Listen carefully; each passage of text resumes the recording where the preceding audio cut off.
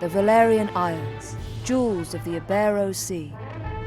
Long a center of naval commerce, the people here have struggled throughout history for dominion over these shores. Finally, there rose a man to put an end to this conflict, Ogre. History would know him as the Dynast King. Ogre took the disparate races of men calling the islands home and united them as one. He encouraged marriage between clans, forging bonds to strengthen his newborn kingdom. For fully half a century, the Dynast King reigned, and Valeria knew prosperity. But the embers of discord smoldered.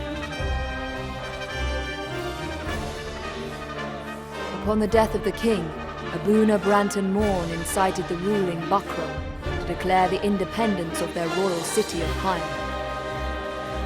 Yet the schemings of the Abuna had only just begun. Backed by the Holy Lodician Empire to the north, Branton created the Buckram Valerian Kingdom, naming himself as regent.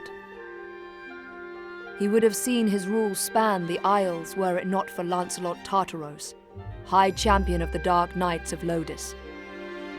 Lancelot warned against such reckless expansion, and reluctantly, Branton reined in his troops.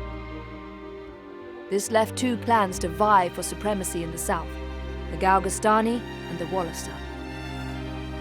7 men in 10 were Galgastani, and on order of Hierophant Leandor Balbatos, the Galgastani declared blood war against the weaker Wallister in a move to claim the south as their own. Valeria watched as the wholesale slaughter of the Wallister race began. Duke Judah Ronway led the Wallister in resistance.